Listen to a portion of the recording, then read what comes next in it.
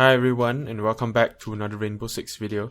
Today I'll be giving some quick tips on playing all the GSG9 operators both for attack and defense, so sit back, relax and enjoy the show. So today's video is part 4 of 5 parts of my Rainbow Six operator tips by counter-terrorist units, or CTU for short. A couple of weeks ago I covered the SAS, FBI and GIGN operators in their own separate videos, and so now in this video we'll be covering the GSG9 operators. If you've watched my previous video on the other CTUs, then you'll know that these videos will focus on my thoughts and tips on playing the operators effectively from each of the original available CTUs.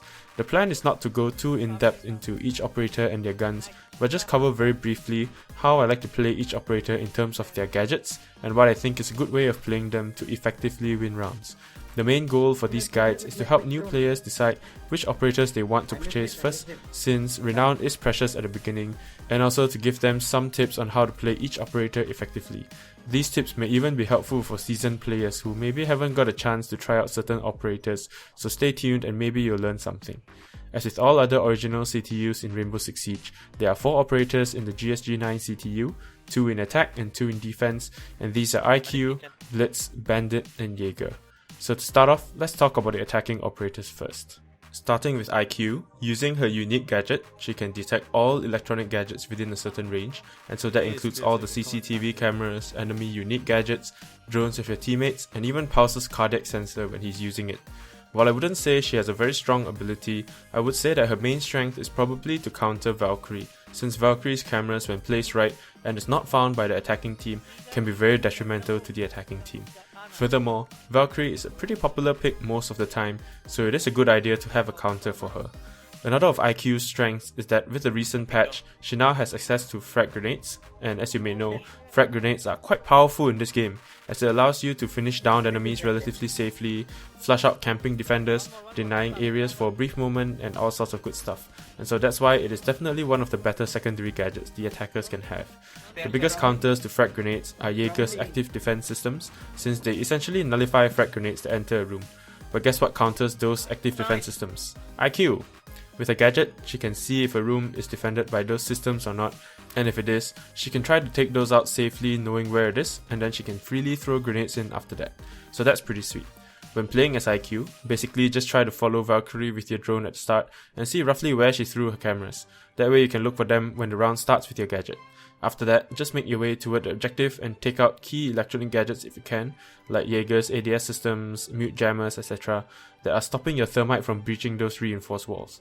Another thing about IQ is that she has 3 speed, so she's pretty good at flanking as well because of this, so don't hesitate to try attacking from a different angle if you need to, because it is often worth it. It will also help you to get those better angles to destroy some of those electronic defenses as well. So those were some quick tips for IQ. Now let us move on to Blitz. I think that Blitz's biggest strength is in situations where he's in a 1 versus 1 or something, and the engagement is a short-ranged one. The reason for this is that his special gadget, being his shield that can flash and blind people, has a rather short range, and of course, being a shield user with a pistol, his potential engagement distance isn't very large to begin with. And so knowing that, I think he's pretty good as an operator to flush out roamers with, since roamers are typically alone in a room somewhere, and Blitz can deal with one enemy no problem. It would even be better if you have another ally with you to make things even easier.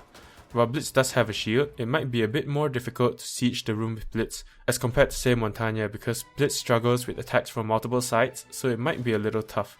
So yeah, not much to say about Blitz. Basically try to engage in fights where you are strongest, which is against lone roamers, and try to work with your team to attack the objective after that.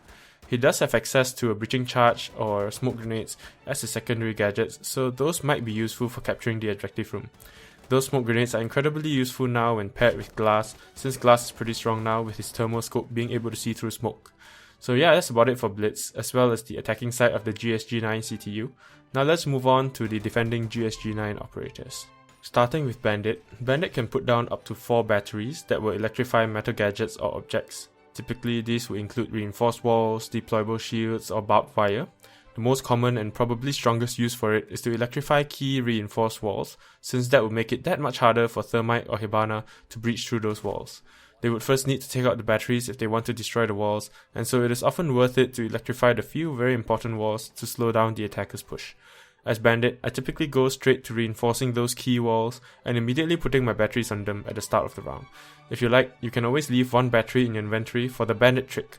If you haven't heard of the Bandit trick, the trick is to wait just behind the wall that you expect the enemy thermite to place his exothermic charge on, and the moment you hear him start placing the charge, you immediately put down the battery to destroy the charge. This is often a good way to prevent your batteries from being destroyed by Thatcher's EMP grenades while being able to defend the reinforced wall. The only downside to this is that we are not able to make use of Bandit's 3 movement speed to roam around and all that. After all, he also has access to the C4, which is a very valuable secondary gadget. One thing to note though is that the Bandit trick generally only works on certain objective areas where there is like maybe one best way for the attackers to try to attack from, and they are really trying to go through there. So most of the time you'll still probably be able to roam with Bandit. And so yeah, with Bandit, basically just reinforce and battery up the key walls, use your remaining batteries on other walls as well, or keep 1 or 2 ready if you want to Bandit trick. If you're not staying in the objective to do the trick, you can roam with Bandit since he has a good gun and some good speed, and of course the trusty C4. Just gotta be creative with it. If you're curious as to what sort of users the C4 has, I went through in more detail when I talk about Mute in my SAS video. The link should pop up right about now at the top right, or you can find it in the description below as well. On to our last GSG9 defender, we have Jaeger. We actually already covered a little bit about Jaeger's special gadget just now when talking about IQ, and that is his active defense system that can shoot down grenades. Pretty cool, right? I think that his special gadget is super useful in the secure area and bomb game modes, more so than hostage, because typically people won't dare to throw frags into the hostage room, so I think Jaeger is definitely stronger in those 2 game modes. When putting those ADS gadgets down, it's best to put it on a wall or something near to multiple windows and doorways that you think enemies will try to come from. That way it has the best coverage since it does need a line of sight to the flying grenade for it to shoot it down. Be careful as well as it only has 2 shots, so after it has taken out 2 grenades, that same ADS will be useless after that. Luckily Jaeger has 3 of these ADSs that he can put down to effectively destroy up to 6 grenades. Fuse is somewhat a counter to Jaeger, because Fuse's cluster charge will almost single-handedly use up all of Jaeger's ADS shots, so do be wary of that. Jaeger, being an operator with 3 speed and the only defender with access to an assault rifle, he is a very good candidate for roaming, and so typically I like to put down whatever gadgets I need to put down, his ADSs, spark wire, etc., and then quickly get into position somewhere to try to flank the incoming enemies. That's mostly it actually for Jaeger, since his ability is rather passive, like you sort of just put it down and forget about it almost. So yeah, basically when playing Jaeger, put down his gadgets for defense and just go roam. Of course, being a roamer, whether you're playing Jaeger, Bandit or any other roamer, means you need some good map knowledge first before you try to run around everywhere, since you want to know the good flanking routes and angles, and so if you're not entirely familiar with the map, camping in the objective is fine as well, no pressure. And so that's about all I have to say about the GSG9 operators. I hope you found the video useful and enjoyed watching it. If you did, be sure to like, comment and share this video with your friends. More gaming related video content will follow, whether it be Rainbow Six Siege or any other game that I enjoy playing, so be sure to subscribe to the channel and check out my other videos as well. I would greatly appreciate any and all support.